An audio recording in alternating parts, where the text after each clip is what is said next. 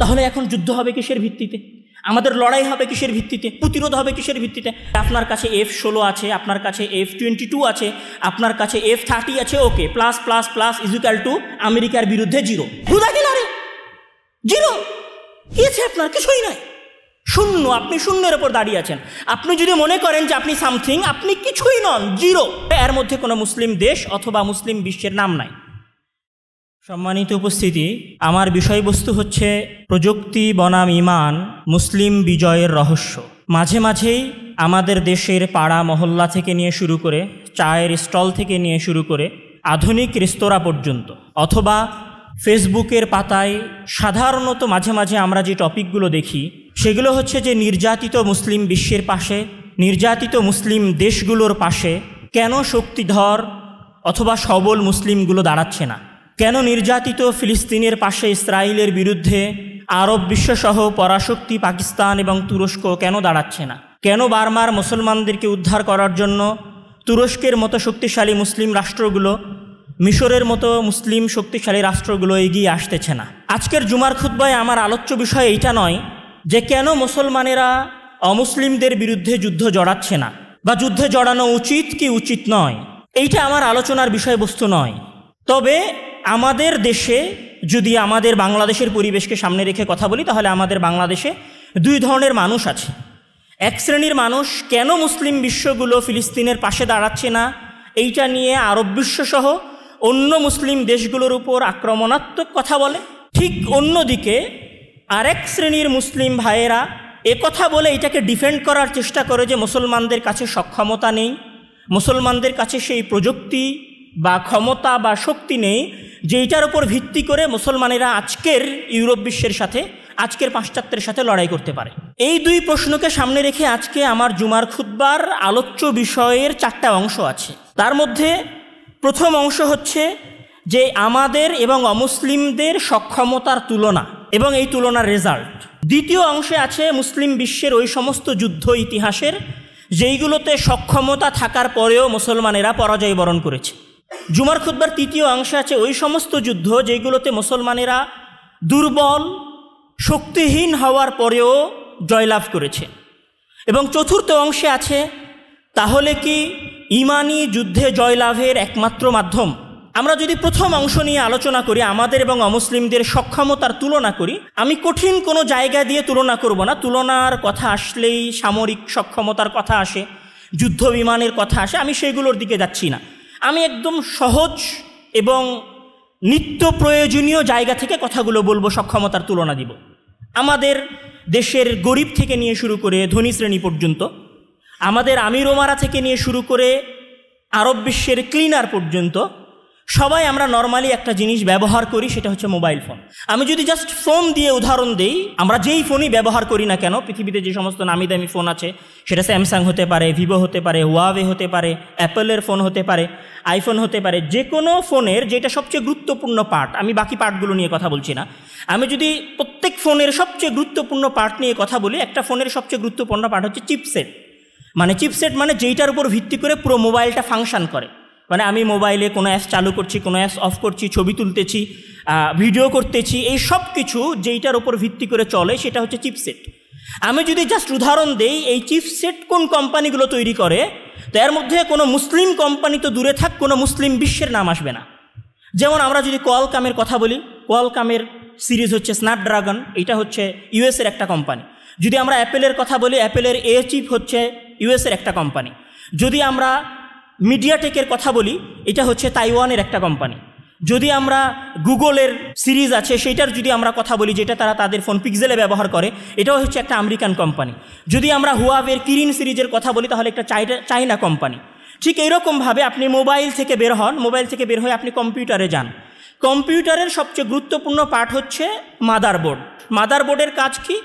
Motherboard হচ্ছে কম্পিউটারের অন্যান্য গুরুত্বপূর্ণ পার্টগুলোতে বিদ্যুৎ সরবরাহ করে, অন্যান্য গুরুত্বপূর্ণ পার্টগুলোর ফাইলগুলোকে ট্রান্সফার করতে সহযোগিতা করে। এইটাকে বলা হয় মাদারবোর্ড। এই মাদারবোর্ডের ওপরে সিপিইউ থাকে, এই মাদারবোর্ডের ওপরে জিপিইউ থাকে, এই মাদারবোর্ডের ওপরে র্যাম লাগানো হয়। তো এই মাদারবোর্ড তৈরি করতে যে জিনিসটার সবচেয়ে বেশি প্রয়োজন হয় সেটাকে বলা হয় পিসিবি। পিসিবি অর্থ প্রিন্টেড সার্কিট বোর্ড। এই যে সামান্য ছোট্ট একটা জিনিস যেইটা আমরা কম্পিউটারে ব্যবহার করতেছি আমাদের মাদারবোর্ডটাকে তৈরি করার জন্য, এই পিসিবি কোন কোম্পানিগুলো তৈরি করে? এই পিসিবির 50% উৎপাদন করে চায়না কোম্পানি, তারপরে উৎপাদন করে ইউএসের কিছু কোম্পানি, এবং এর সাথে জাপানের প্যানাসোনিক, সনি, দক্ষিণ কোরিয়ার স্যামসাং, এলজি, তাইওয়ানের অ্যাসোস, মেগাবাইট, এমএসআই, এগুলো হচ্ছে পিসিবি মাদারবোর্ডের এই গুরুত্বপূর্ণ পার্টটাকে উৎপাদন করে। যদি আমরা এখান থেকে যাই, আরেকটু এগিয়ে যাই, ধরেন এই যে আমরা ছবি তুলছি, ছবিটা ওঠানোর পরে আমরা ছবিটাকে এডিট করি, ছবিটাকে সুন্দর করার চেষ্টা করি। আমাদের ছাত্ররা কম্পিউটারে বসে, আমাদের অনেক ভাই অনলাইনে বসে কম্পিউটারের মাধ্যমে টাকা আর্ন করে, তারা একটা ডিজাইন করে। এই ডিজাইনটা করে কিসের মাধ্যমে? গ্রাফিক্সের মাধ্যমে। এই গ্রাফিক্সের যে কোম্পানিগুলো গ্রাফিক্সের এই জিপিইউ এই প্রযুক্তিটাকে সরবরাহ করে, এর মধ্যে কোনো মুসলিম দেশ অথবা মুসলিম বিশ্বের নাম নাই। এখান থেকে বের হয়ে আরেকটু কমন কথাই যায়, ধরেন এই যে 5G এবং 4G নেটওয়ার্ক। আমি যদি 5G এবং 4G নেটওয়ার্কের কথা বলি, আমরা মনে করি যে আমাদেরকে মনে হয় গ্রামীণ ফোন 5G নেট দেয়, আমরা মনে করি রবি মনে হয় আমাদেরকে 5G নেট দেয়। না, রবিরা হচ্ছে জাস্ট একটা ডিলারের মতো, গ্রামীণ ফোন কোম্পানি হচ্ছে একটা ডিলারের মতো। এখানে যারা 4G এবং 5G উৎপাদন করেছে এবং যারা 4G এবং 5Gর প্রযুক্তিগুলোকে সরবরাহ করে, এই দুইটার কোনোটাতেই গ্রামীণ ফোন, রবি, বাংলা লিঙ্ক, জিও, সৌদির আর যে কোনো কোম্পানি, মোবাইলি, এদের কারো কোনো হাত নেই। এরা কি করে? বাইরের বিশ্বগুলো থেকে 4G এবং 5Gর প্রযুক্তিটাকে কেনে এবং সেইটাতে সার্ভিস দেয় আমাদের দেশে, বাংলাদেশে, পাকিস্তানে, ভারতে, সৌদি আরবে। তো এটা কারা উৎপাদন করে? এই 4G 5G নেটওয়ার্ক যারা উৎপাদন করে, এর মধ্যে সবই অমুসলিম কোম্পানি। আমি যদি বলি এটার প্রযুক্তির মূল মালিকানা কাদের, তাহলে মূল মালিকানা হবে সুইডেনের এরিকসন কোম্পানির, যুক্তরাষ্ট্রের কোয়ালকমের, নোকিয়া হচ্ছে ফিনল্যান্ডের কোম্পানি, হুয়াওয়ে হচ্ছে চীনের কোম্পানি, স্যামসাং হচ্ছে দক্ষিণ কোরিয়ার কোম্পানি, জিটি হচ্ছে চীনের কোম্পানি। এরাই এই 4G এবং 5G নেটওয়ার্কটাকে সরবরাহ করে। আর এই 4G এবং 5G নেটওয়ার্কটাকে সরবরাহ করতে যে ধরনের সরঞ্জামাদি প্রয়োজন, সেগুলোও তারা সরবরাহ করে। মানে আপনি যতই পারমাণবিক শক্তিধর দেখেন পাকিস্তানকে, যতই শক্তিধর দেখেন আপনি তুরস্ককে, যতই শক্তিধর দেখেন আপনি মিশরকে, যতই শক্তিধর দেখেন আপনি সৌদি আরবকে, যতই উন্নত মনে করেন আপনি মালয়েশিয়াকে, যতই আধুনিক মনে করেন আপনি দুবাইকে, আমরা কেউ এই প্রোডাক্টগুলো সার্ভিস বা এই প্রোডাক্টগুলো সমাজে মানুষের কাছে রপ্তানি করতে পারি না। আমরা এগুলো বাইরে থেকে নিয়ে আসি, নিয়ে এসে সেটা আমাদের দেশে আমরা অ্যাসেম্বল করি। আমি যদি এখান থেকে বের হয়ে আরেকটু সামনে যাই, ধরেন আমরা মোবাইল ইউজ করি, আমরা অনেকে জিপিএস মানে গুগল ম্যাপিং, মানে এক জায়গা থেকে আরেক জায়গায় যাওয়ার জন্য গুগল ম্যাপ আমরা ব্যবহার করি। তো গুগল ম্যাপ কিসের মাধ্যমে কাজ করে? গুগল ম্যাপ জিপিএস সিস্টেমের মাধ্যমে কাজ করে। 1987 সালে আমেরিকান এয়ারফোর্স সর্বপ্রথম জিপিএসের এই টেকনোলজিটা আবিষ্কার করে এবং 1987 সাল থেকে নিয়ে শুরু করে 2000 সাল পর্যন্ত তারা এটা গোপনে ব্যবহার করে। 2000 সালের পরে তারা এই জিপিএস টেকনোলজিটাকে পুরো বিশ্বের জন্য আম করে দেয়। এবার আপনি কল্পনা করেন যে তারা যেই প্রযুক্তি 1987 সালে উৎপাদন করেছে, যেটা 2000 সালে আমাদের জন্য আম করে দিয়েছে, তার চাইতে কত উন্নত প্রযুক্তি এখন তারা ব্যবহার করতেছে। এই কারণে এই জিপিএস টেকনোলজি থেকে বের হয়ে যাওয়ার কারণে, যেহেতু এটা এখনও ফুললি আমেরিকান সরকার বা আমেরিকান এয়ারফোর্স এটাকে নিয়ন্ত্রণ করে, এই জন্য রাশিয়া, চীন, ফ্রান্সের মতো উন্নত দেশগুলো নিজস্ব জিপিএস সিস্টেম টেকনোলজি তৈরি করেছে। এটাতে গেল মোবাইলের পার্ট বা কম্পিউটারের পার্ট। আমরা যদি এখান থেকে একটু বের হয়ে যাই, ধরেন যদি আমরা মেডিকেলের দিকে যাই, আমরা সবাই চিকিৎসা নিতে ভালোবাসি। আমাদের ধনিক শ্রেণীর মাঝে চিকিৎসা নেওয়ার একটা টেন্ডেন্সি আছে, রোগ আছে। আমাদের আরব বণিকরা স্বল্প জ্বর হলেই সিঙ্গাপুর, কানাডা, থাইল্যান্ডে চিকিৎসা করার জন্য যেতে ভালোবাসেন। আমাদের দেশের ধনীরাও কিছু হলে সিঙ্গাপুর, থাইল্যান্ডে যেতে ভালোবাসেন। আমি যদি বলি এই চিকিৎসা বাজারের, এই চিকিৎসার যে প্রযুক্তি আছে এবং যত জিনিসপাতি আছে এই চিকিৎসা খাতে ব্যবহার হয়, এর 70 থেকে 80% সরবরাহ করে যুক্তরাষ্ট্র এবং ইউরোপ। 70 থেকে 80%। এবং বায়োটেকনোলজি আমরা যেটাকে বলি, অথবা জিনগত প্রযুক্তি, জিন পরিবর্তনের যে প্রযুক্তি, এইটার 100% পাশ্চাত্য থেকে আসে। এর বাইরে কারো কাছে বায়োটেকনোলজি অথবা জিন প্রযুক্তি নেই। আমি যদি এখান থেকে একটু বিস্তারিত বর্ণনা দেওয়ার চেষ্টা করি, তাহলে আমি বলবো যে পৃথিবীর সবচেয়ে সার্জারির জন্য যেগুলো নিডি বস্তু, সবচেয়ে উন্নত বস্তু, সেটা দেয় হচ্ছে আমেরিকার জনসন অ্যান্ড জনসন কোম্পানি। যদি বলি যে ইনসুলিন পাম্প অথবা হার্টের জন্য চিকিৎসা কারা সবচেয়ে ভালো দিতে পারে, সেটা হচ্ছে মেডট্রনিক একটা কোম্পানি। যদি বেস্ট অন সায়েন্টিফিক, এরা হচ্ছে সার্জারির ডিভাইসগুলো দেয়। ঠিক এরকম জার্মানি, সুইজারল্যান্ড, সুইডেন, জাপান, চীন, দক্ষিণ কোরিয়া, এরাই পুরো পৃথিবীর চিকিৎসা বাজারকে দখল করে রেখেছে। মানে আপনি যে এই যে 10 তলায় যান, এখানে যে আপনারা MRI যন্ত্র দেখেন, CT স্ক্যানের যন্ত্র দেখেন, আমাদের পায়ে যখন আঘাত লাগে তখন ওইটাকে এক্সরে করা হয়, আমাদের হাত পা, এই যে এক্সরের যন্ত্র, MRI স্ক্যানারের যে যন্ত্র, CT স্ক্যানের যে যন্ত্র, এগুলো একটাও কোনো মুসলিম বিশ্বে উৎপাদন হয় না। হ্যাঁ, মালয়েশিয়া এবং সিঙ্গাপুর স্বল্প পরিসরে একদম ন্যূনতম উৎপাদন করে না, অ্যাসেম্বল করে। আর উন্নত বিশ্বগুলোর কথা তো আমি বাদ দিলাম। এটা গেল চিকিৎসা খাতে আমাদের অবস্থা। আমি একদম সংক্ষিপ্ত, যেহেতু এটা জুমার খুতবা, আমি বিস্তর কথা বলতে পারবো না। মেডিকেল খাত থেকে যদি আমরা একটু বের হই, এবার বের হয়ে যদি আমরা সামরিক খাতের দিকে যাওয়ার চেষ্টা করি, ধরেন আজকে আমরা অনেকেই প্রশংসা করতেছি যে বাংলাদেশ চীনের কাছ থেকে একটা ভালো যুদ্ধ বিমান কিনবে। আমরা অনেকেই বলতেছি যে পাকিস্তান চীনের মাধ্যমে চীনের কাছ থেকে যুদ্ধ বিমান নিতেছে, অথবা আমরা বলতেছি যে সৌদি ডিফেন্স সিস্টেম আমেরিকা থেকে ইনস্টল করতেছে। এগুলো একটাও আমাদের নিজস্ব তৈরি করা নয়।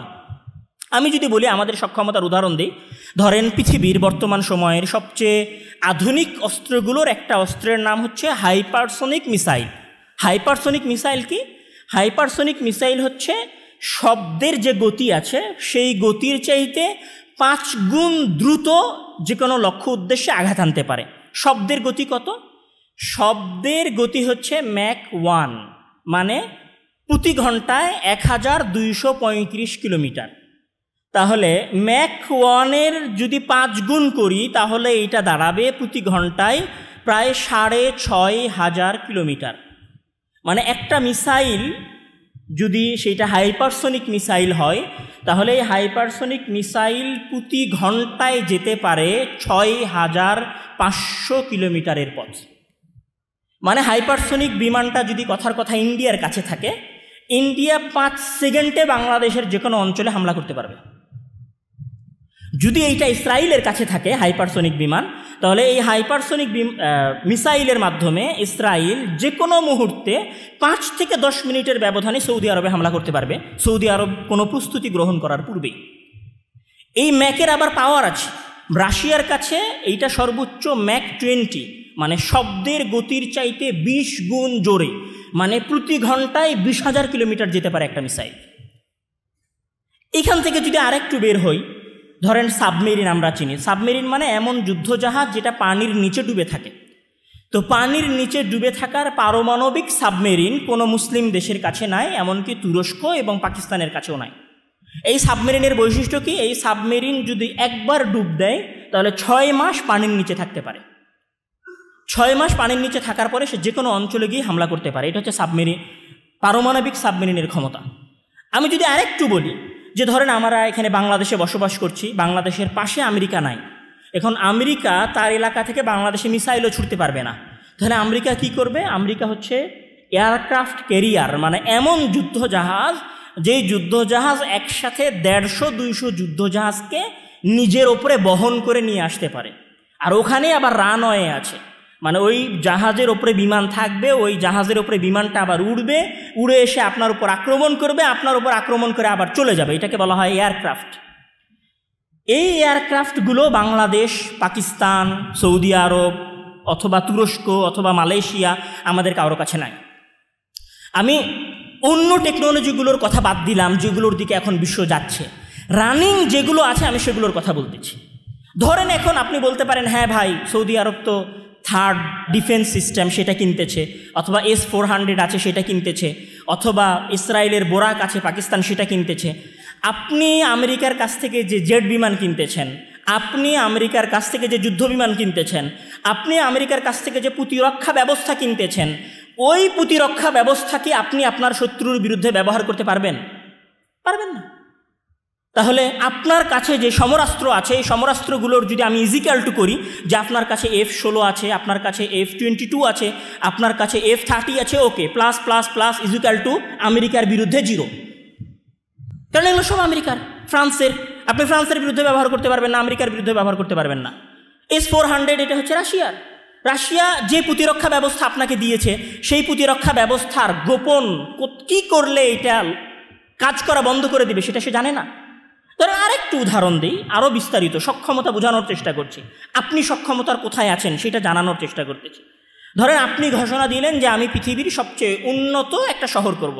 জাস্ট ইম্যাজিন যে দুবাই মনে করতেছে যে আমি পৃথিবীর সবচেয়ে উন্নত শহর। ওকে, দুবাই যে ইঞ্জিনিয়ারকে দিয়ে কাজ করেছে সেই ইঞ্জিনিয়ারটা ছিল ইউরোপ বিশ্বের।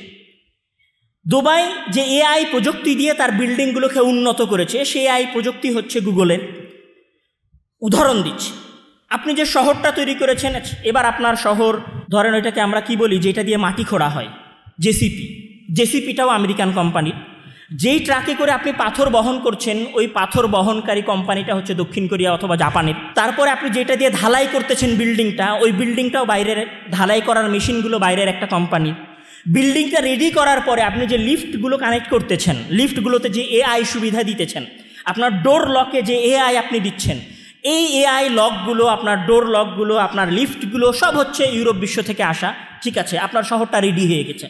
শহরটা রেডি হওয়ার পরে এই শহরে আপনার দেশের মানুষেরা যে গাড়িগুলোতে ব্যবহার করতেছে সেই গাড়িগুলোর নাম BMW, মার্সিডিজ, ফোর্ড, লুমবরগিনি, তারপর হচ্ছে Rolle's Royals, range rover, GMC, এই যে কোম্পানিগুলো, কাডিলাক, আপনি এই দামি দামি গাড়িগুলো ব্যবহার করতেছেন। আপনার ওই ইনভেস্ট করা $500 বিলিয়ন খরচ করে আপনি একটা শহর নির্মাণ করেছেন, যেই শহরের গর্ত খোঁড়া থেকে নিয়ে শুরু করে শহর রেডি হওয়ার পরে যে গাড়িগুলো চলাফেরা করতেছে সেই গাড়িগুলোও হচ্ছে বাইরের, যে গাড়িগুলো চলাফেরা করতেছে সেই গাড়িগুলোও হচ্ছে বাইরের। ওকে, এবার আসেন সামারি করি। আপনি যে মোবাইলটা চালান সেই মোবাইলটা আপনার না, আপনি যে কম্পিউটারে বসে গবেষণা করেন সেই কম্পিউটারটাও আপনার না, আপনি যে গাড়িতে ঘুরে চলাফেরা করছেন সেই গাড়িটাও আপনার না, আপনি যেখানে গিয়ে চিকিৎসা নিচ্ছেন সেই চিকিৎসার যন্ত্রপাতিগুলোও আপনার না, আপনি যে ডিফেন্স সিস্টেম ইনস্টল করে রেখেছেন আপনার দেশকে সংরক্ষণ করার জন্য সেই ডিফেন্স সিস্টেমও আপনার না, আপনি যে উন্নত শহর প্রতিষ্ঠা করেছেন সেই উন্নত শহর প্রতিষ্ঠা করার জন্য আপনি যে যন্ত্রপাতিগুলো ব্যবহার করেছেন সেগুলোও আপনার না। দেন গুদা কিনারে